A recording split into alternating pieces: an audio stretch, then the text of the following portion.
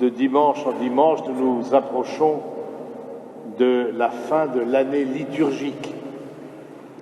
Vous le savez aussi, ça peut peut-être, chers jeunes, que l'année liturgique ne coïncide ni avec l'année scolaire, ni avec l'année civile, puisqu'elle commence à l'avant, début décembre ou fin novembre, ça dépend, et elle termine fin novembre, encore un dimanche, un ou deux dimanches qui nous séparent de l'avant. Et dans cette dernière ligne droite, eh bien, la liturgie nous invite à méditer sur la fin du monde. La fin du monde, nous le savons, ce monde aura une fin, comme il a eu un début, et la fin de notre monde à nous personnellement, c'est notre mort, qui scelle la fin de notre existence terrestre. Et Jésus parle de signes avant-coureurs de la fin du monde.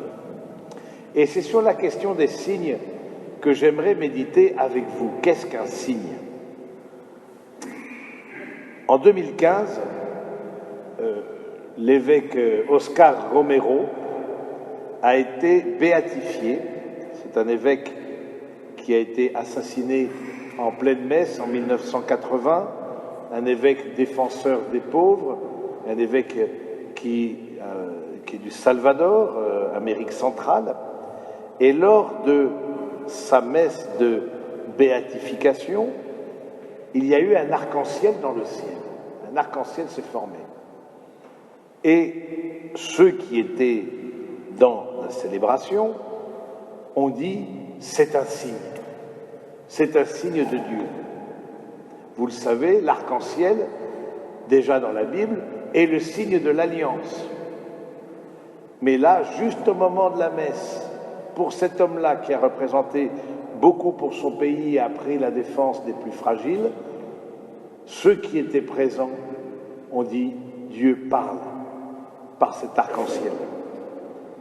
Le signe, comment l'interpréter ? Comment, au fond, dire que c'est un signe ? Comment discerner les signes des temps ? Le signe, il est à la charnière du critère objectif et du critère subjectif de discernement. Le signe, il est signe pour moi, subjectivement, personnellement, ça me parle, cette rencontre, cet événement, cet événement météorologique, c'est quelque chose qui me parle, parce que les signes sont toujours les signes de la foi. Ça me fait signe, cette réalité m'évoque quelque chose de céleste. Donc celui il faut d'abord une dimension personnelle, il faut que la personne qui était justement dans la célébration, elle a dit, cet arc-en-ciel, c'est un signe que cet homme est auprès de Dieu, une confirmation. Mais ceux qui étaient dans la même ville et ont vu le même arc-en-ciel, ils ont dit, tiens, c'est joli, c'est juste un événement météorologique, la décomposition par le soleil de la lumière à travers des gouttes d'eau. C'est ça l'arc-en-ciel comme phénomène de météorologie. Ils disent, tiens, c'est joli, mais ils n'ont pas vu un signe. Ça veut dire que pour voir un signe, ça demande que personnellement on soit impliqué.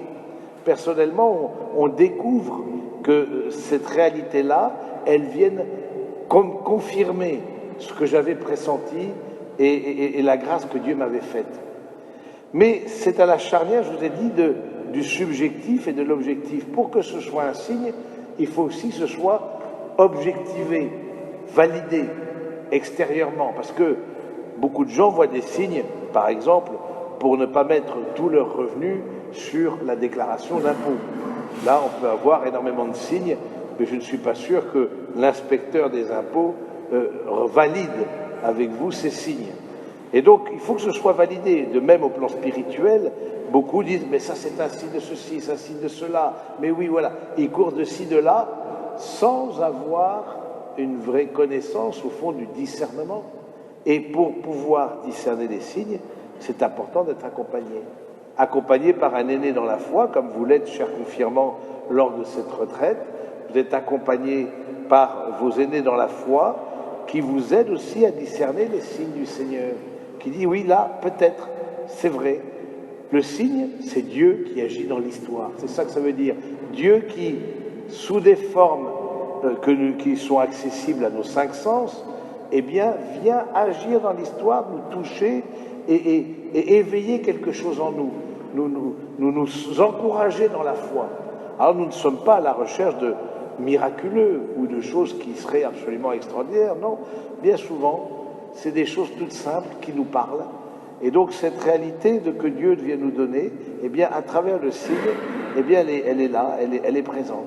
Mais les signes aussi, rappelez-vous, mes chers confirmants, que, et vous l'avez étudié, vous le savez par cœur, que, au fond, régulièrement, nous avons des signes, singulièrement, chaque dimanche matin.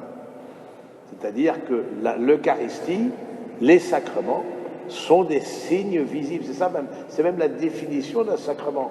C'est un signe, c'est quelque chose qui se donne à voir, mais pour ceux qui comprennent, pour ceux qui sont initiés, et vous terminez avec la confirmation, votre étape d'initiation, vous aurez votre brevet de chrétien, si on peut dire, en tout cas confirmé comme disciple de Jésus, eh bien pour ceux qui sont initiés, ça leur parle. C'est quelque chose qui fait sens, c'est quelque chose qui trouve un écho. Mais quelqu'un qui arriverait ici, rentrerait sans aucune formation de rien, il dit mais qu'est-ce qu'ils sont en train de faire? Ça parlerait pas du tout. Vous voyez, donc les sacrements, ce sont ces signes que le Seigneur nous a donnés. Et ça demande, pour être compris, d'avoir la foi. Et c'est la foi qui nous dit, tiens oui, là, dans cette célébration, je crois que le Seigneur se donne, et qu'il se donne avec son corps et son sang, comme il l'a promis, ceci est mon corps, ceci est mon sang. Et avec le sacrement de la confirmation, eh bien, c'est aussi un signe, comme tout sacrement, hein, qui est composé de gestes et de paroles, mais d'une certaine manière, j'aime à penser que c'est peut-être aussi le confirmant qui devient signe pour ses compagnons. Peut-être votre famille, ça, c'est votre famille certainement, mais est-ce que vos amis savent que vous êtes en récollection, en retraite de confirmation? Ce n'est pas sûr. Souvent, à votre âge, on s'auto-inhibe, c'est-à-dire qu'on s'interdit de dire sa foi, et c'est bien dommage. Alors que, par le sacrement de la confirmation, vous êtes invité à être des signes pour votre génération. Hein?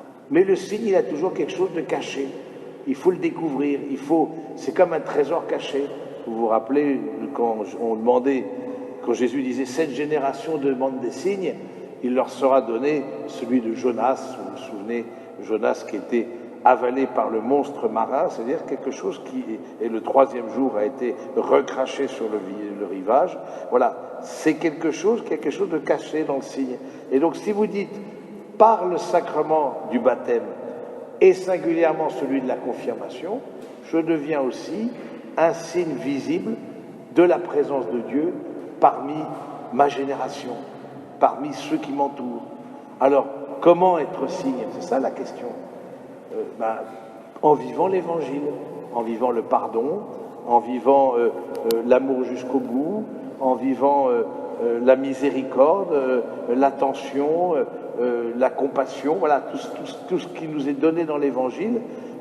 Du coup, pour certains, ça leur paraîtra normal, mais pour d'autres, ils diront, tiens, ce garçon, cette fille, elle n'agit pas ou il n'agit pas comme les autres. Pourquoi est-ce qu'il ne fait pas comme les autres? Parce que précisément, il est habité par Jésus. Et étant habité par Jésus, par le sacrement du baptême, et ensuite, quand le moment venu, la confirmation, il veut être signe du royaume. Il prend conscience qu'il porte en lui-même plus grand que lui-même. Alors, frères et sœurs bien-aimés et chers jeunes, je trouve que le Seigneur nous donne, concernant la fin du monde, des signes, mais il nous dit à la fin, de toute façon, seulement le Père le connaît, donc inutile de prévoir la fin du monde. Vous savez que chaque époque a eu, c'est ce qu'on appelle les millénaristes, ceux qui ont dit, voilà, c'est tel jour, telle heure.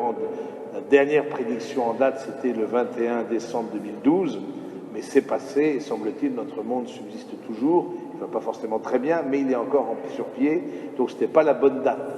mais c'était la fin du calendrier maya.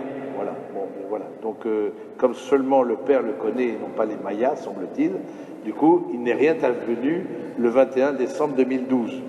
Voilà. Donc, cette fin du monde, je trouve intéressant, Jésus nous parle de signes. Il y aura des signes cosmiques qui nous seront donnés. Mais n'attendons pas la fin du monde pour discerner. N'attendons pas la fin du monde pour voir Dieu à l'œuvre dans notre vie. Demandons assez d'humilité, de foi pour découvrir un Dieu qui est caché et qui se laisse lire en filigrane à travers notre vie. Amen.